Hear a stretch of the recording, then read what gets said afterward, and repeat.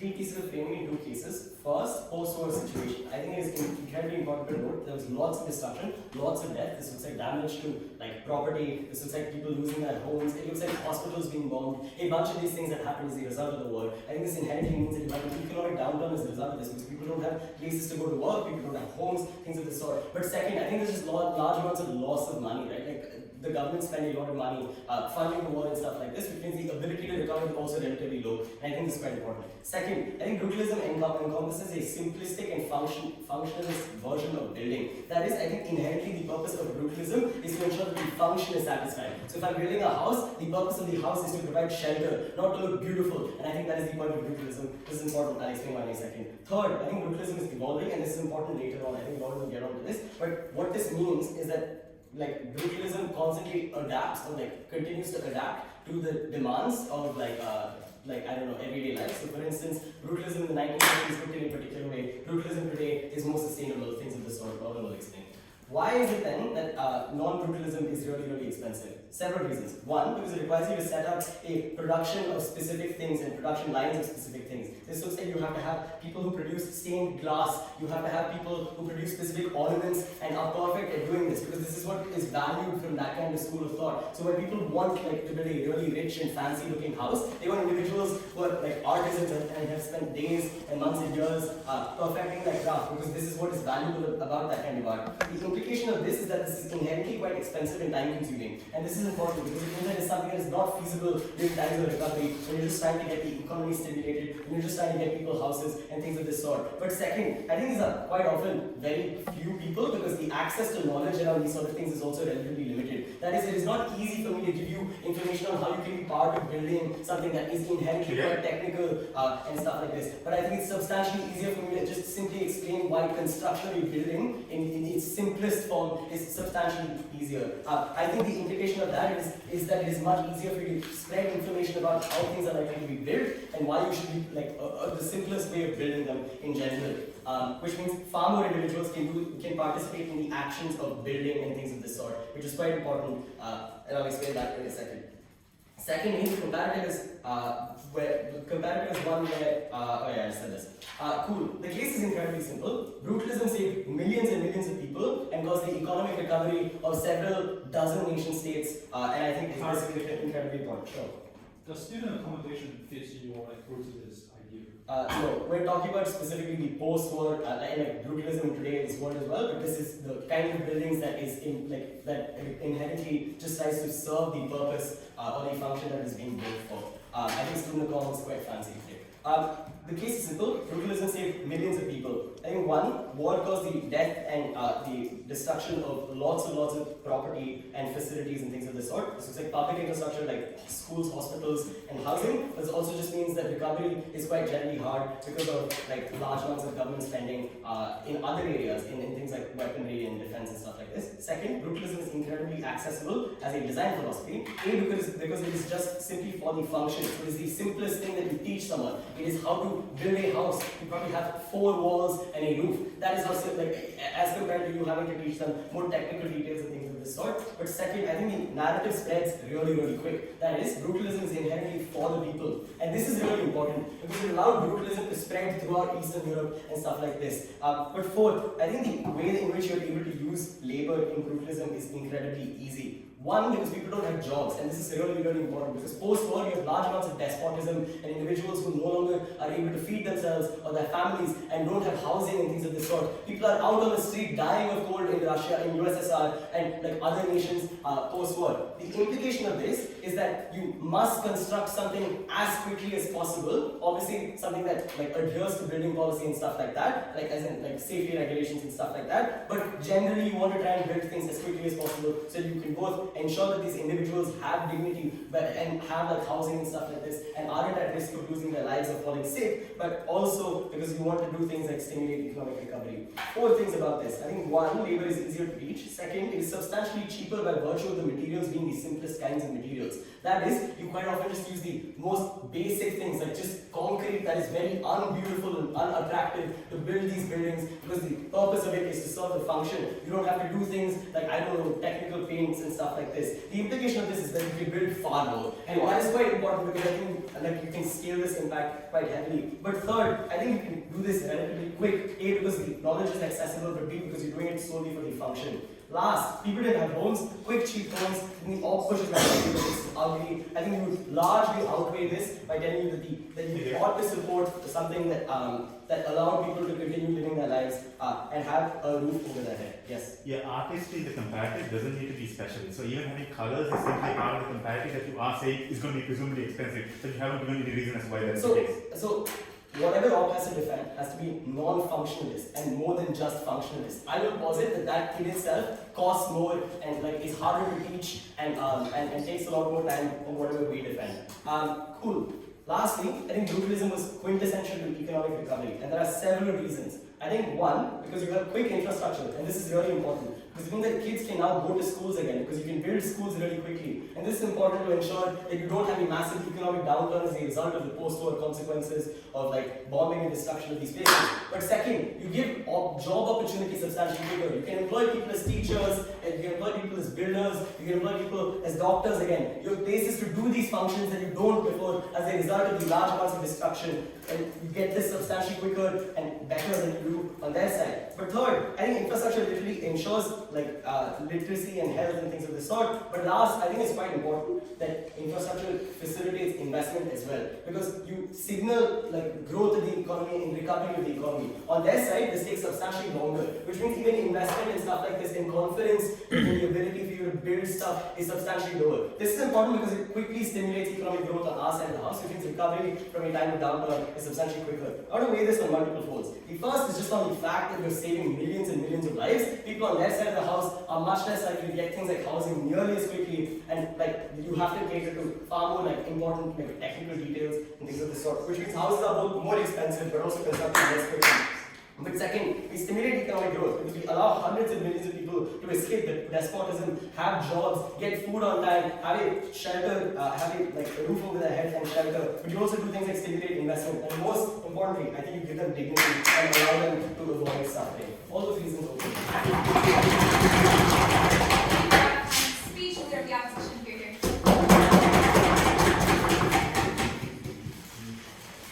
Just out of curiosity, where can I find the recording after? I'm going to ask the president what he's going to do. So basically what happens is they record the event, give a period of time for people to retract, retract consent, and then they'll be uploading to YouTube basically. Okay, thank you.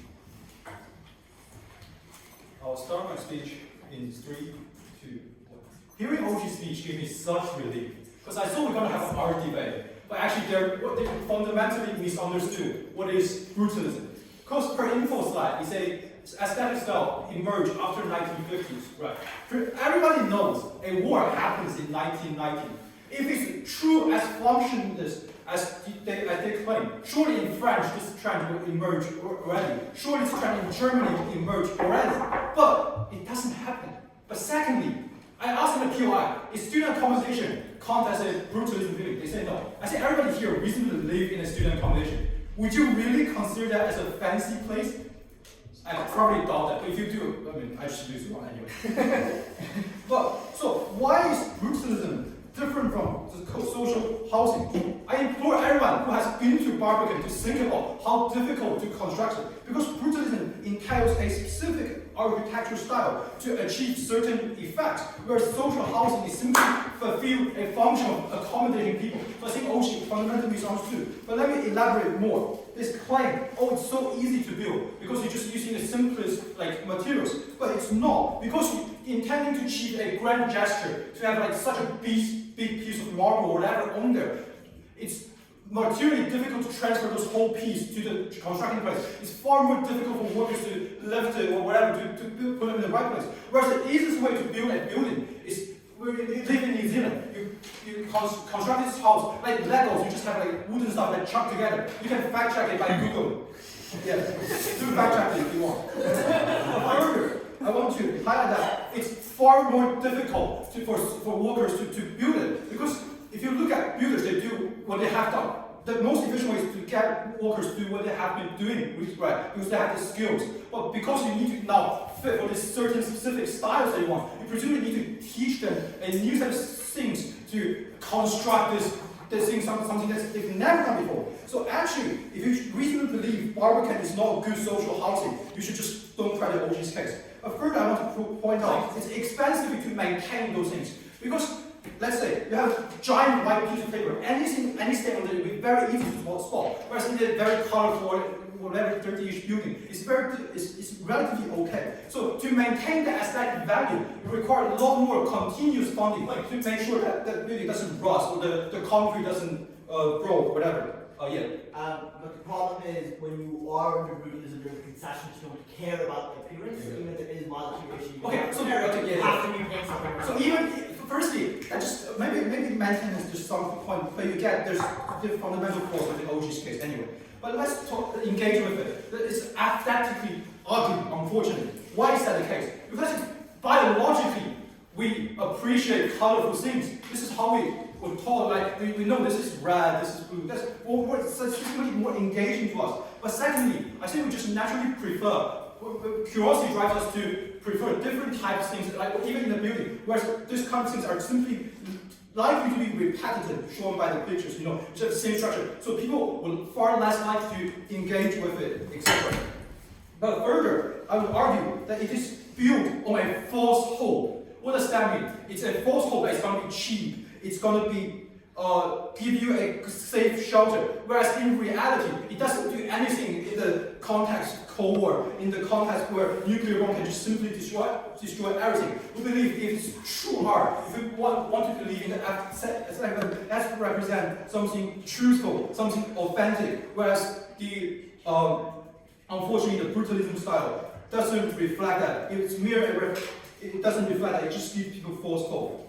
Okay, now on to what do we mean by support? I think my previous part has shown you why the normative support of these things is bad. But we also need to consider support in the more than current case, where preference has changed, where we also need to live in the future or live in the present. So as per opening government conceit, this is tied to a very specific set of values in the post-war era, where the social narrative was more imposed top-down because the government has far more power, because war unifies everyone's experience. However, by supporting architecture in the future or in the present, there's an inherent opportunity cost. If you support brutalism, presumably when you do social housing planning, there's a trade-off of a more diversified, a more colorful, a more representative building for other communities, such maybe like the immigrant, the minorities, etc. So there's an inherent trade-off in this support. So why was this bad, and why has the culture evolved? I think firstly, the world is simply just different, right? We have internet, we have globalization, we have more immigrants, we have more exchange of ideas. But second, I think social agendas evolve. People now are generally more caring about to be honest, people now care about more finding jobs, or like having their preference, like the gender topics, or etc., being represented. I think this is such crucial thing that we ought to consider, because if we truly consider aesthetic value, it ought to represent the preference of present population. Simply matters far greater extent than people in the past as we're moving towards the future. So what's the end impact of this case? I think when we do more social planning, we get more cohesion, right? Because if you go to London, you see all the sky towers, so you just don't find this random kind of, I won't take any more people, random one giant things stand out. So this will give more kind of cohesion in social planning and give more aesthetic. But further, I think we allow more present preference to be represented by colorful nuance or more irregular shapes of this type of new buildings. So this is to say, when I or other kind of like people going around the city and have a look, we think that building resonates us a bit more because presumably maybe it's more colorful, maybe it represents certain type of new kind of struggle that we are currently expressing. So I think what I have shown you is that firstly why opening government has misunderstood what is social housing and brutalism architecture style. But I proved to you why it's normative bad and what prove you we should live in the present and why present population's preference matters more. All this reading. Thank you for that fine speech. Didier, you're here.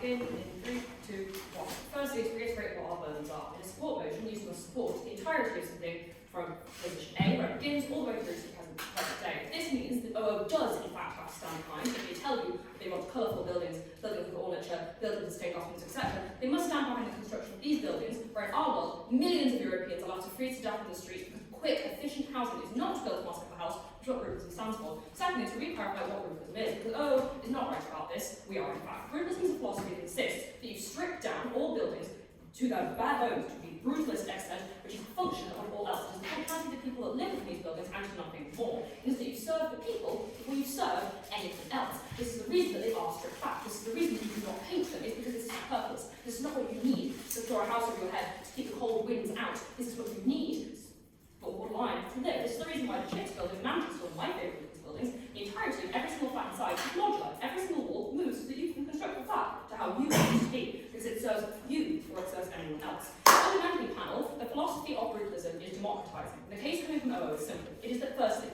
it provided access to millions of people for quick and efficient housing. It is faster, contrary to what they tell you, because it tells you wood is fastest. Great on the info side, wood is on our side of the house. Yeah. But secondly, fundamentally, it's very intuitive. If I don't have to spend time painting a building, I can let people move in before I've done this. I get into the house faster. But moreover, if I'm not constructing and cutting down, for instance, the sound scopes, that if I'm building houses in Bath, they'll have to be aligned with the previous aesthetics, it's just faster because concrete and timber and steel and glass are very quick and easy and relatively cheap materials. This is not to say they're cheap to the point where quality is reduced, because that is not functional. It is to say that they meet the bare minimum and they don't strive to do ornamental things on top. So fundamentally, you can get one, faster, and two, cheaper. This is important because it explains to you why the European economy was like in the ground after the war, and also all the homes that infrastructure and blitz. It is fundamentally important, and I think before we go any locked in about art, this is something you must credit to OO, this is something you must credit to sorry. But secondly, why I do like building philosophy of Brutalism, and I do think it is actually incredibly beautiful and incredibly enjoys the place to live frequently. Firstly, I want to flag that we can support a design philosophy without requiring it to be the dominant one. This is not, this house regrets, a dominant Brutalism. We would stand behind that, but we don't have to. Which means that we can support the historic existence of Brutalism, and if, as they say, people don't like this now, it is fine, we can support its continued existence without requiring it to be dominant. People can have their preferences. We get all the people come in, we don't get any harms that OO try to push. But this is not the case. The case coming from OO here on aesthetics is that taste is arbitrary and never about the people that OO tells you to care about. They can't stand behind any concrete alternative, perhaps because they've not spent time thinking about architecture, because they just tell you it's colour. This is not the case. There are a number of architecture schools that you can look at for alternative places to go. This is Rococo buildings, Gothic buildings, Georgian buildings, etc. And the fact of the matter is that these buildings do not serve you. They, just like Brutalism dictates that you must prioritise functional buildings, prioritise things function. You tell you to prioritise other things. A lot of Rococo buildings tell you that you are ultimately serving the glory of God or the Lord of your town, etc., etc. You are building to appease these people. These things prioritise things like symmetry, like ornate design, like having stained glass windows. And the fact of the matter is that you often don't fit into symmetrical buildings. You cannot make people fit ideals of beauty. They're always top down imposed. This is the lofty, pretentious art manifest, which is that essentially all taste is top down. This is because the canon ultimately dictates what is good art, and the people who historically have access to the canon, this both for fine art but also for architecture, are the wealthiest people. They dictate taste. People try to emulate this. This is how court fashion evolves. Is that the Queen wears a dress one day, and all the ladies waiting beside this very fashionable dress, and they want to emulate this person because they didn't think it well. But if you don't buy the highlight necklace, this is the devil wears Prada scheme. They have this smoking blue on the runway, and now you're wearing it. Because ultimately, taste is always projected to you top down. It does not serve you. It's not grassroots. But the things that you believe are beautiful are likely projected onto you rather than vice versa. And the fact of the matter is that the things that served the Russian Tsar did not serve the peasants of Russia. This means that when Alexander II was going through the streets to be coronated, they had to clear out the entire streets. And it was beautiful. And he went through St. Petersburg and saw the absolutely gorgeous old Russian architecture. What he did not have to see every day was the fact that tens of thousands of people lived in houses where there would be more than 30 people in a room this size, because the buildings had not been built for them. It had been built so that he could enjoy parading down those streets. And this continues in the modern day. If we insist that things like symmetry are what makes a full architecture principle, this then makes it hard to incorporate things like wheelchair ramps, because they don't fit in with the ideal of symmetry, just have one ramp. They don't fit in with the idea of having beautiful potted plants outside every entryway, because they take up the place that these things take. But fundamentally, panel, Brutalism, when applied not just to buildings, but as a philosophy that also takes in broader urban planning, encourages function in a number of ways. This is why the Barbican is a particularly desirable place to live. It is because fundamentally that function does not stop in a miserable, depressive way, but it also tells you that it is functional to have access to community spaces. It is functional to have access to the conservatory, to the theatre, etc. It tells you that the parks are not being built to look at, but to be lived in. And this brings things back to the people. It means that fundamentally, this building principle encourages people not only to provide, not only to end homelessness, but also to build places that are workable for you. This is the reason that walkable cities ultimately are of a brutalist nature, because they insist that that is a functional thing to do, and they're going to accommodate the functions of the people that live in these areas. Consequently, panel, brutalism does not have to be a depressing way to live. Because taste is arbitrary, you can reflect down brutalism if you so wish, but frankly, panel, because the things that are very beautiful are often things that are not practical for the average person. Versailles is a beautiful building and is ultimately drenched in the blood, both of the colonial French state, but also the millions of people who died trying to establish the building. Yeah. Panel, beauty is in the eye of the beholder, and I will never find it beautiful to look at buildings that I know were built in blood. What is beautiful to me is knowing that we are giving things back to the community, we are putting our cities, our houses, back in the eyes, back in the hands of the everyday person. Taking things with it. Do you think humans are just pieces of meat that breathe? Absolutely not. And the thing is, this doesn't have to be where this starts and stops. There's a reason why 70% of final wildlife projects, the best artificial in the world, are ruthless. They're excited by this. It's because it continues to evolve all the time. It tells you that things like eco-brutalism must continue to evolve. We can ultimately inhabit the buildings that our ancestors left us because that is functional. This is about also the climate. This is the reason why this is a particularly productive design philosophy to follow. It instructs us all the time not to do the superfluous things like build a cast iron gate to go around your bath housing, because it tells you that it's not necessary, and it's good for the planet as well, it's good for the people. We don't have to stand by people living, breathing meat, people like shoved into cabins. That's not what brutalism does. Brutalism does that if you inherently believe that there is something higher in white building styles, like Rococo, like Gothical. This is fundamentally arbitrary and not what we misjudge this on now. Because the point about all taste is arbitrary, and arbitrary taste is likely to reinstate the people who are already powerful, allow them to design cities in ways that are favourable to us. This is why architecture students must go through the clearing the city movements. It's because fundamentally they understand the people who were in power projected what they wanted and what was convenient for them. What is convenient for the richest person in the city, it's absolutely never convenient for the people who will die in freeze on the street. This is the reason why they construct anti-homeless architects that are not aesthetically pleasing. They can prioritise aesthetics and fundamentally put something above humanity. And it is aesthetics. It is aesthetics for a very small subset of people. Fundamentally, panel, what OG is proud to stand behind is firstly the savings of millions of lives, but secondly, the democratisation of beauty and what it means to be that you ultimately have a right to inhabit too. Thank you for that speech. Hello, you're here.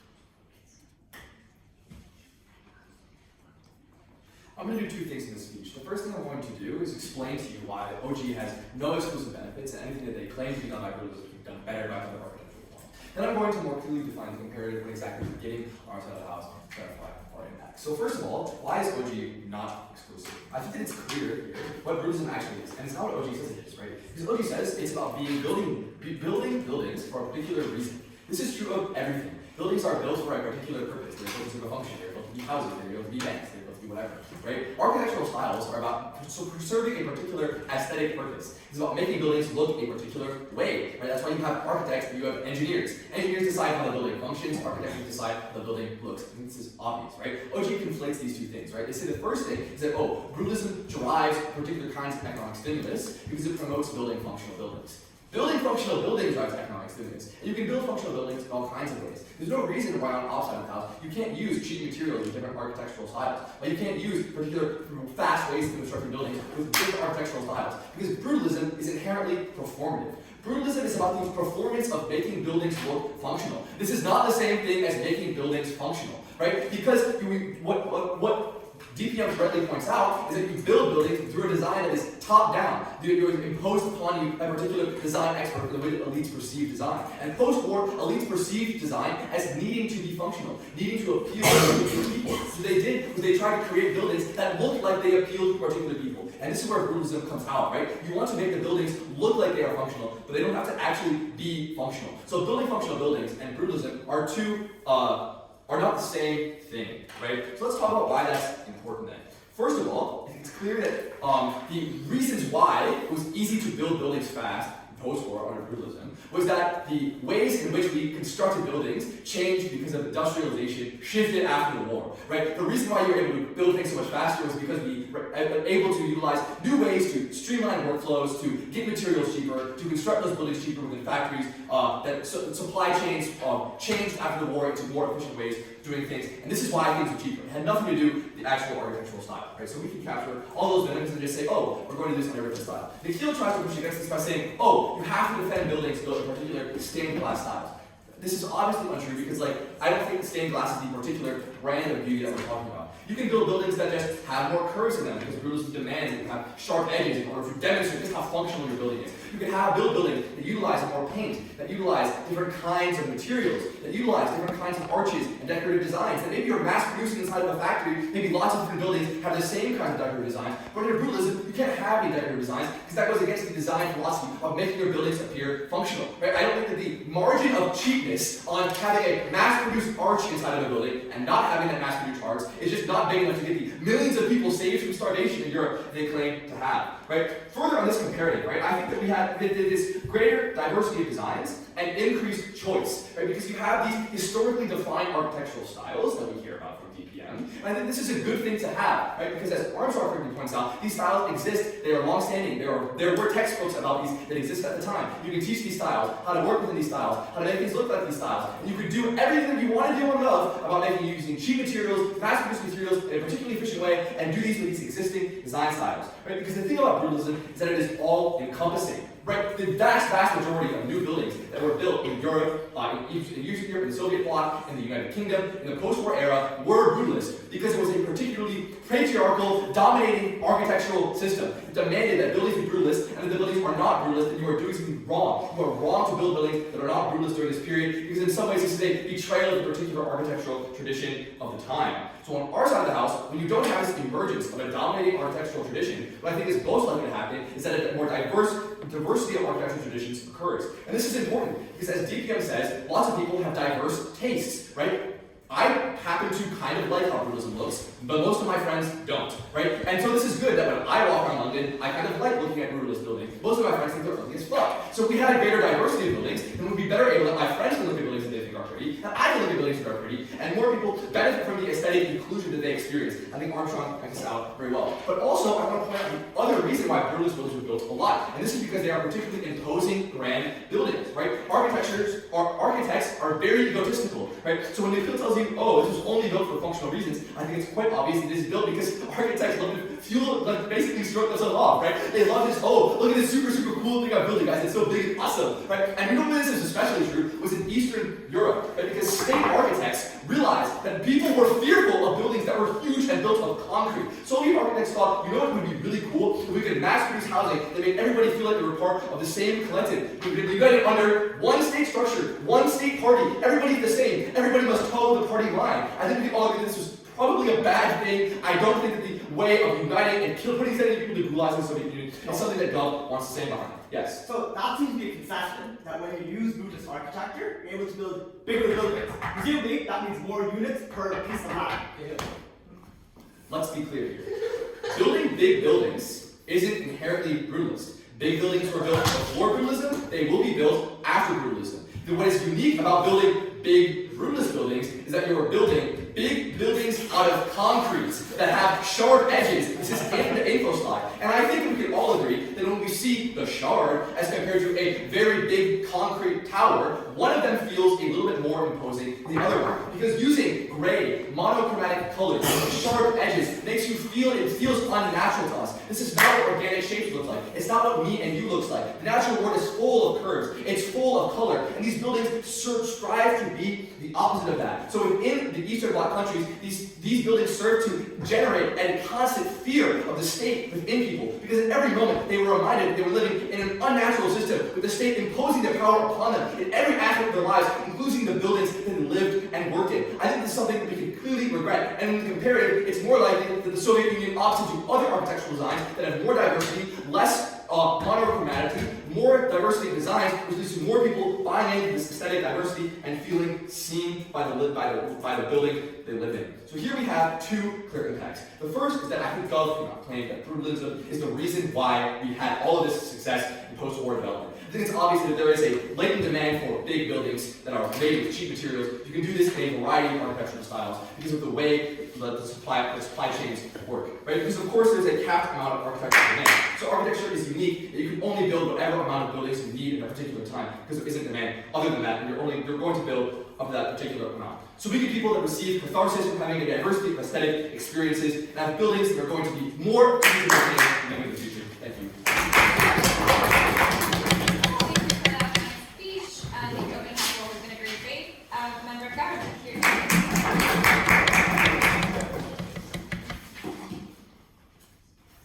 Derek and I don't agree a lot, but we both agree that the solution to the housing crisis in Dublin is to level lumps down and replace it with a big common block. The case for opening closing government is the same as opening government, but I'm going to have more than 3 max to explain why brutalism is cheap.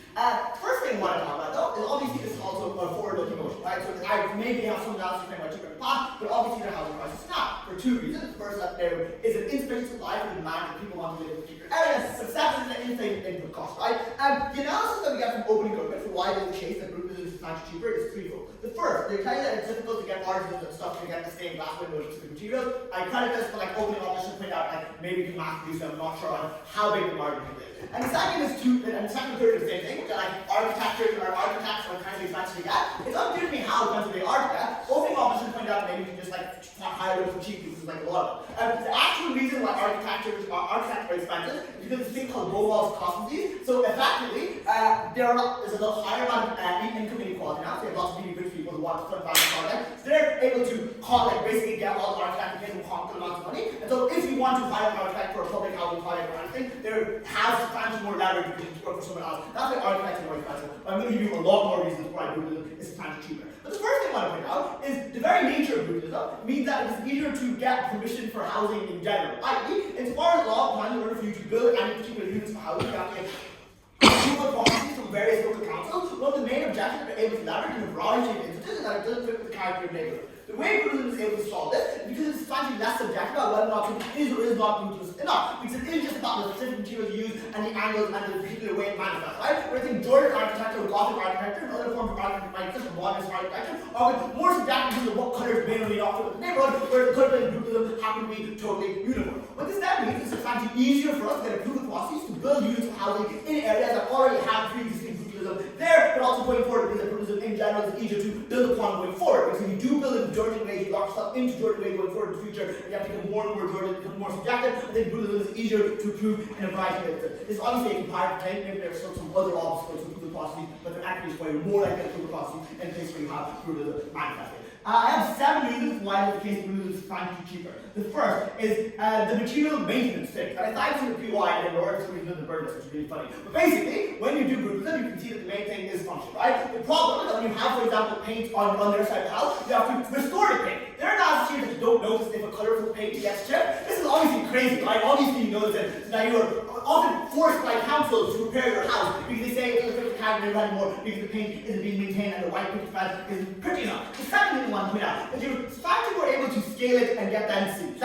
Opening option can see this, and then you try and backtrack on the previous analysis, which is really funny. But very obviously, the reason why brutalism is able to scale the standard architect set is because when you're using sharper angles, you're basically using squares and blocks. And this is just math. But the way squares work in math is that it's easier for it to tessellate within grids, and so it's easier for you to just plant a bunch of communist blocks next to each other, but it's also easier for you to build up. Because what happens on their side of the for example, Georgian architecture, you have to have really pretty pointed roofs. But if really pretty pointed roofs are too high in the sky, people can't really perceive it, which defeats the purpose, right? So it's actually easier for you to scale up at the point where you're engaging in these communist blocks and these angles in this particular way. The third thing I want to bring out is that I actually skipped a number. Oops. The third thing I want to bring out is that it's environmentally more sustainable. And the reason for this is you just have to use fancy less materials. You try and do like a trade-off here where like you can use cheaper materials, but obviously this comes at the cost of other stuff. So one of the things that comes out is like the sustainability of it, right? Or particularly the fucking heat, what's the word? The heat economy thing, whatever. Right? So on our side of that, basically, you don't have to pay the architects who else, you don't have to pay for more materials, you don't have to pay for maintenance, right? You can make sure that the concrete and brick, the way it's constructed, is as dense as possible to retain heat. What they do on their side of the house, in a lot of places, for example, double-room accommodation, you have big fucking windows in all the rooms that you want to fit with the kind of your neighborhood. This is so heat inefficient, which is first of all bad for the environment. I don't like it when you waste money heating up houses. But second of all, it's obviously more expensive going forward in the future, right? Because you're able to build more units for cheaper on our side of the house going forward into the future. The third reason is that it's actually more reusable on our side of the house. That is saying because of the nature of how brutalism manifests, it's easy for you to repurpose houses into other things because the artists are actually more blocky, whereas Georgian architecture can realistically only be used for housing, and modernist architecture can only be used for like offices, etc. Brutalist architecture is a lot easier for you to repurpose in various ways. So it's easier for you if a neighborhood is entirely brutalist to repurpose it going forward, depending on like economic positivity or everyone to maximize. What is the utility of this analysis going to be? The first thing is we're obviously massively increase the scale of opening derivative packing, right? Because even if because we expect a lot more competitive, right? It's easy for you to, for example, build more houses, a lot more instances, build more density, a lot more instances. But the second thing I want to point out is the thing why going forward it allows us to make housing cheaper in general, right? Because not only are we able to build more houses, the individual unit of house you are able to build is cheaper. This is important because it means that people are able to save money on rent. Because when there is more housing in circulation, people have more leverage society are able to live, there's more competition in the market in a variety of instances. What this means is when people are able to save money on rent, they can spend this money on other things. Like for example, decorating the inside of their house, or paying for their kids to go somewhere that's also pretty. I do think people are more than human meat bags that breathe, but it's unclear why the way they ought to manifest their artistic expression has to be looking at pretty buildings instead of being inside the pretty buildings that are ugly on the outside, but have a nice little prayer mat on the inside or however you want to express yourself. But the final thing I want to point out, because we're able to build more units, more density, more of the time, we're able to have more public spaces and less urban sprawl. So now to say, on their side now, because they're necessarily capped on other forms of housing, like Georgia architecture, etc., it's difficult for you to build as dense as you can, whereas because of hockey blocks and nature, you build flexible. Do you think that density obligates you to use sharp lines and concrete when a building is a building? You're not adding on to the building later. No, so the concrete block analysis and the angle is thing why castellation means easier for you to build more density. Like it's obviously a comparative thing, and the point is the artistic expression benefits you get can be accrued through other things. Like even if you only save generally like $5 a month on rent, that's $5 more a month you can spend on decorating the inside of your house. So I'm thinking like the outside of your house is more important for your artistic expression than the inside of your house or the inside of your house or the inside, right?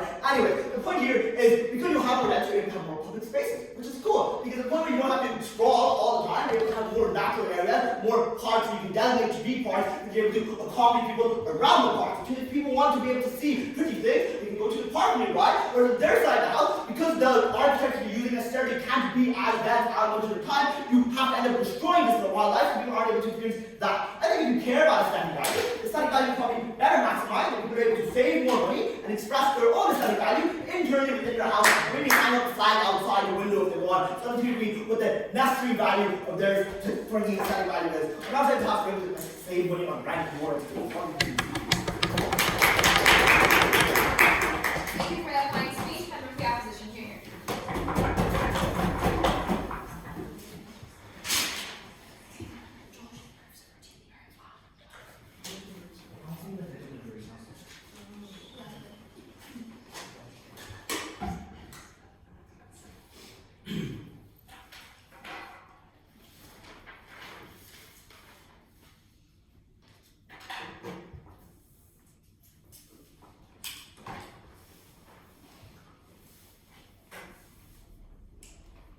I think the problem with brutalism is the pursuit of functionality ignores all other parts of value. And this is the question I asked opening government with regards to humans as well. The communist who wants to just pursue economical change and economical output would believe that a human is simply a piece of meat that is utilized to get economical development. They're simply a person in a cog, like a cog in a wheel that produces different outputs, and that is all they are. But humanity is more than that. You have multiple identities that might not be functional, but we still value as incredibly important, right? You go and meet with your friends, like deprioritizing the time that you could have studied or worked or like had economical output. But we see value those things and we think those contributions are meaningful and something we should pursue because of the values that we derive from it. And that is the case that closing operation is going to run. All I'm going to explain is that in the pursuit of functionality, we ignore incredibly valuable things when it comes to architecture and when it comes to designing of different urban infrastructure, and those values are something we should pursue. The pursuit of brutalism is a tool of oppression that strips us away of those identities that make us valuable, make us different, and make us individuals that are different from people who are who are other people, right? The first thing I'll explain is explaining where value and like preferences actually derive. Because opening government pushes on opening opposition to explain why preferences are primarily arbitrary, to say that they are either top-down or created artificially. The first thing I'm going to explain is that even if preferences are arbitrary, they are still valuable. The explanation here is very, very simple, right? Because most people exist in a society created by narratives and society created by other norms. But this doesn't mean that we discriminate against people's preferences insofar as we make and find value from it. So to illustrate this simply, is that maybe like when I go to the beach, I find value in finding a stone that is incredibly different, and I find enough and like derive a lot of catharsis from it, and I collect stones from the beach. But this has no value to it, right? This is maybe weird to some people, it might be very different. But this preference is still valuable to me because I derive a lot of catharsis from it. It is part of my identity to care about it. But like even a stronger intuition would be like things like religion, right? Like religion might not be things that actually are like utilitarianly positive because it might be oppressive in some times, right? Eating pork might be oppressive, but I still choose that preference and I believe that's valuable. So opening government's push on explaining why it's arbitrary doesn't mean that you cannot derive normative value from those preferences. The second thing they say that is incredibly top-down, and that you top-down way of like value, like top-down pursuit of this is how like these preferences are created. But I think this is just untrue because of like the way history and preferences were created, right? This doesn't work for most places because most people didn't have access to those preferences. So a poor person in Sri Lanka didn't have access to the same architecture or same luxuries as the colonizers had for majority of their history. So as a result, they chose preferences that actually fitted into their conditions. So when you go to rural villages in Sri Lanka, you will find that like rural people find value in certain huts that they build that are differently designed. They might not be as strong as the concrete architecture the British had, but it's still valuable to them and they derive value from it. So because they understood they understood that it is the best possible outcome based on their own conditions, right? So the reasons why most preferences aren't top-down created because it cannot be so. Because if it is only top-down, then people on ground will never have preferences, right? They only have a pursuit that they might want to gain, but that is something they can never achieve. So at that point, according to their logic, poor people have never had preferences that they actually achieved. But that is surely not the case, right? Obviously, they had preferences that they actually achieved and found catharsis. The implication of this analysis is like there's so many more things that are beyond functionality that are important. Let's talk about a few of these things. The first thing I want to highlight here is tradition. I don't think tradition is valued in the normal functionality metrics, right? Like tradition is something we cannot articulate in a sense, like a tangible sense, right? Like we can't weigh like tradition or like how it's like, it doesn't have like tangible metrics to actually value. But we still believe tradition is incredibly important. For a few reasons, right? I'm sure Dylan, you remember the motion you did at KCR, you talked about why tradition was so important. Because it matters what people did before you. It's because of the things that people passed down to you. Because you realize that people have worked for something to make sure the current conditions that you have are valuable. But you also then have value things like your parents. You value the norms and traditions and the cultures that they've pushed forward for you because you love them, you believe they're an important part of your life when you were growing up. These things have no functionality, but it still matters in things like architecture. So I'll give you the example of East Asian people building houses that aren't pointed towards the east. Obviously, according to government's logic, all houses should be built towards the east. If it is cheaper, it is better to do. But East Asian mothers still reject this because they're like, no, this is really bad omen. Ghosts will come and take you away. You will be poor. You will have clippers. So we should not build houses that are facing these. And these traditions are incredibly important to these people. So according to government's logic, functionality should be the only most important thing that should prioritize. But that is surely not the case. But the second thing is there are feelings of things like safety. There is feelings of things like comfort. And safety cannot be articulated just by tangible metrics, right? So I feel comfortable and safe when I go to my house. But my house in the UK is obviously better, it has better infrastructure, it has better Wi-Fi. But I feel safer because the third piece of architecture, or my staircase being a bit dodgy, I get memories of how I grew up. I get memories of where, like how my parents brought me up, and my memories about nostalgia, right? I value all those things, even if they are not tangibly valuable. But it's also those, what is this? You alright? Oh yeah, it's also things like car value, but for that, yeah. As the saying goes, fascism metastasizes politics, meanwhile communism responds by politicizing art. Why should problems that couldn't just be different because the solution is ugly to you? No, it's ugly to the person. Like it might be ugly to me, someone on the ground might like it. So preferences are individual, right? The final things are like things like color, right? Like for example, dark colors we normally attach these as dark things, right? So for example, like the dark night, black, like very dangerous. Like when you look at bright colors, you think of happiness, you think of brightness, you think of hope, right? So you're normalized and like inculcated to value these things. Why are these things valuable and we should pursue them? And why does brutalism entail oppression of these ideas? Two things here. The first is explain is that brutalism deprioritizes this to the extent that they don't matter. So when you make brutalist architecture, these are never in the cost calculus. So you say they are irrelevant, they are less valuable, and they have no tangible output for the people who are living in this architecture. So what happens is you ignore all of them. Closing government's explanation is that, but you can do it inside. But there is a rejection of the word, right? You cannot do it inside as well, because that is also part of architecture, right? Internal design is part of architecture as well. So they cannot pursue that anyway. So at that point, then, government has to stand behind the word that you don't have individual characteristics of them. But the second thing is, the end point of their logic is that us just pursuing everything for utility, right? So if the case was that all of us being put into a prison, the manual labor camp where we just do production, and that is valuable, is something we should pursue because that is cheaper, that will save money. But we surely don't do that because we understand there is something beyond tangible utilitarian value. We understand that there are deontologically valuable things we should still pursue. That is why brutalism is something we should reject because it oppresses those preferences, it oppresses those individualized characteristics. We stand behind freedom, we stand behind individuality, and those differences that we think are incredibly valuable. That fine speech. Now, Government Web, you're here.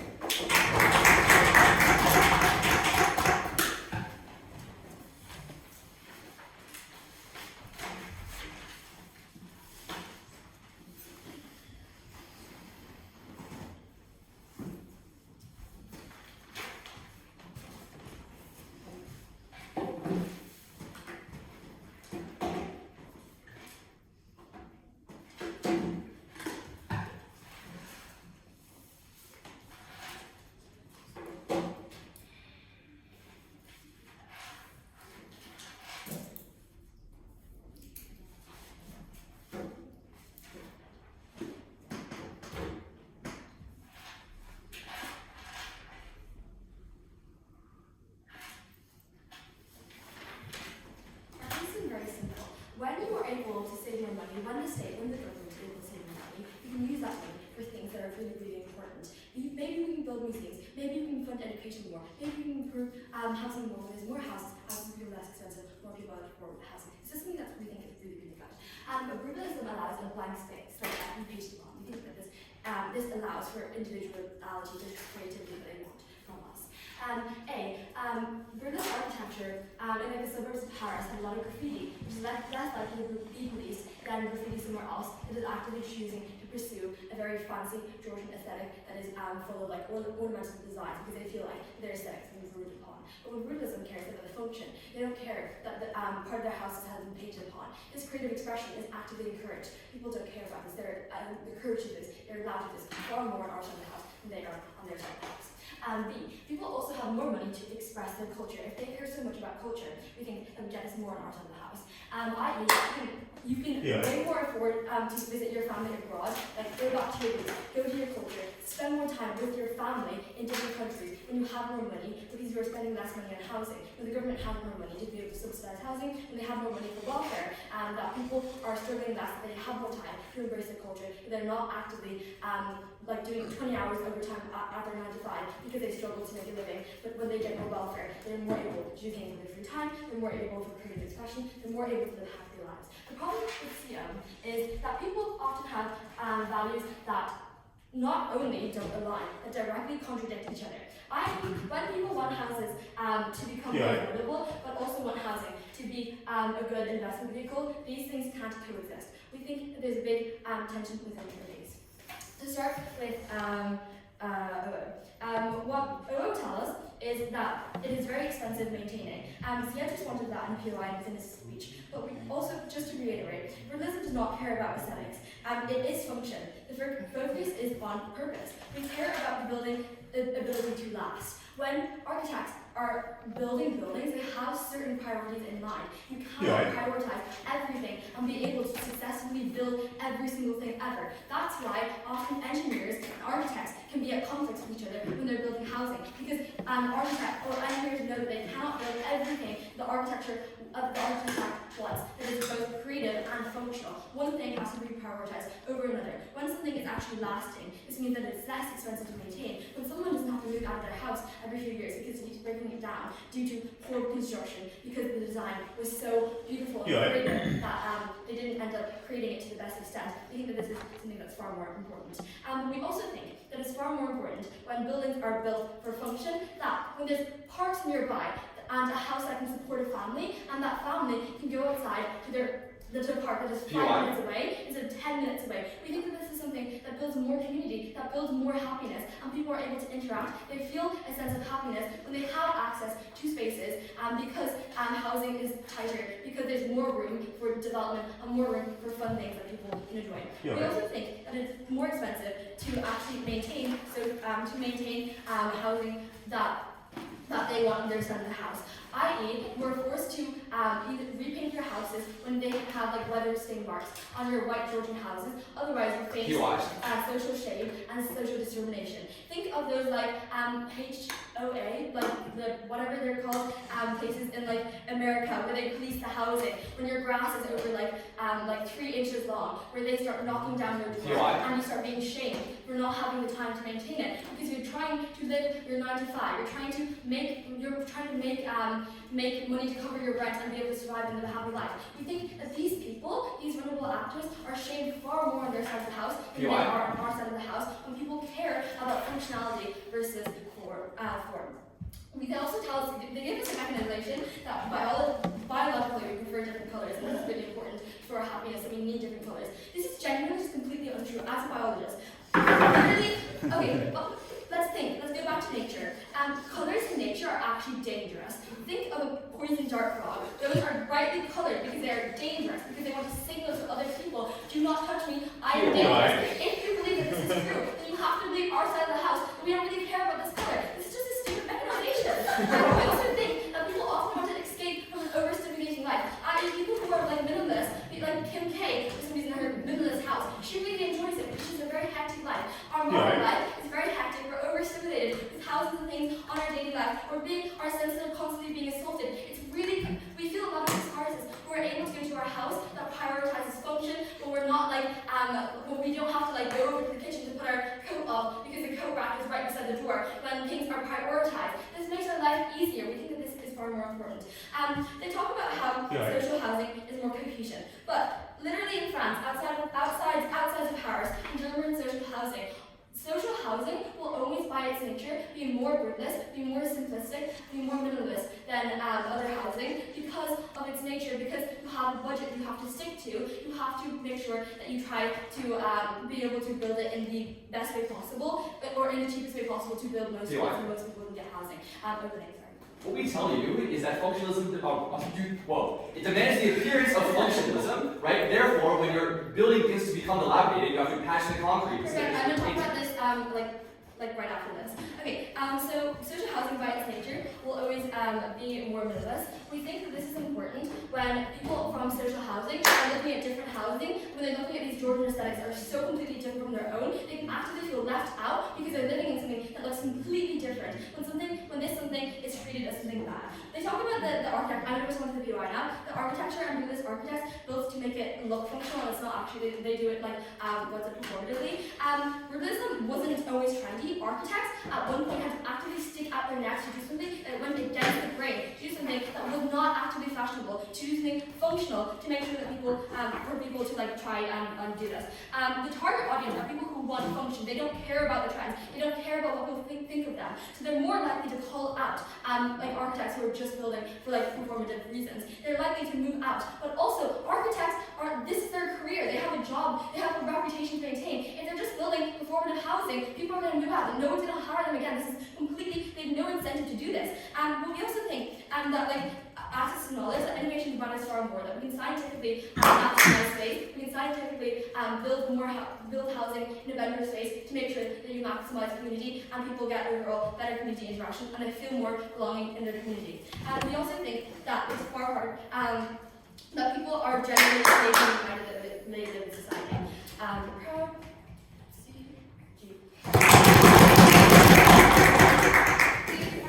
Speech, Officer Schmidt, here.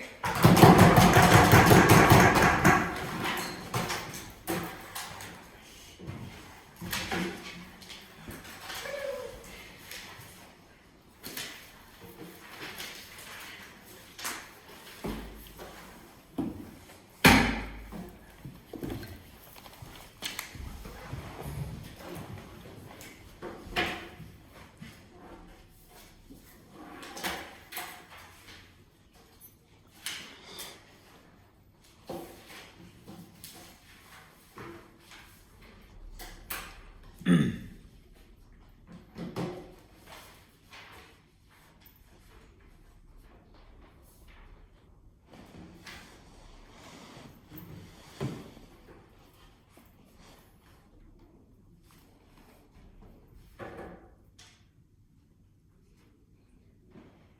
first thing I'm going to respond to is the way in which CG tries to co-opt the aesthetic value claim that we give in closing opposition. They say that you can have decoration inside your house or in parks, or you can derive value from that or whatever that is non-functionalist. The response to this is just that architecture is something that's an incredibly exclusive vessel to carry this kind of experience, right? Because the collective experiences that you get with the community are exclusively to the architecture that you see on the streets. You might have a neighbor and you could go into the house and go into his house and see what his culture is, but this rarely occurs, right? Identity is attached to public spaces. Your identity and the way that you conceive of the city that you live in, or the town that you live in, is relegated and exclusive to the public spaces that you share with the community and your neighbors. So you might not go into his house, but you both live in a Georgian terrace in London, or you live in a brownstone in New York, and this kind of thing. These collective experiences are independently important, and they build the kinds of identity in the community and the cultural values that Sachin tells you about. But the second way that they try to co-opt aesthetic value is say that now you have money to spend on culture to visit home. I think the most important thing to note here is that functionalism and the mandate of brutalism overrides these cultural and experiential preferences. I know yesterday I was just defending consequentialism, but this is a problem, right? Because if you only care about the consequence and you only care about the outcome of how much utility this accrues to this individual actor, this is not the way to evaluate and to adjudicate what kinds of architecture are good or bad. Humans don't necessarily just care about this utility. There are other ways to get this kind of thing. So if you want to talk about like how safe my building is my beam gonna fall on me and I'm gonna die, we can defend construction regulations being more stringent. We can regulate a Georgian townhouse as well. It just doesn't have to be brutalist. So what the problem with functionalism is that it overrides cultural and experiential preferences that build towards these outcomes. And that's a bad kind of thing. But the second, no, not right now. The second way in which to respond to this is about I guess they try to say on both government teams that they can only get affordability or whatever on our side, or on their side, because for example, OG tells us about how this was cheaper to do in the post-wartime period. I do not think that affordability is exclusive to the government, because non-brutalism building. The first response is that non-brutalist buildings being unsafe and breaking up is just ridiculous. Also, non-brutalism does not force people to meet like a rule-based rule of what exactly constitutes a Georgian house and what constitutes a brownstone, because if anything, the brutalists do this as well. Always says this. But what we add on to this is that a lot of these buildings already exist. Also, there are many options like comparative. We have to defend some of them as long as they are more decorative and more complex and non-brutalist. It doesn't necessarily have to be the pretentious ones. But the way in which we respond to OG specifically, when they talk about how it was, the practical impact of saving lives in the reconstruction era when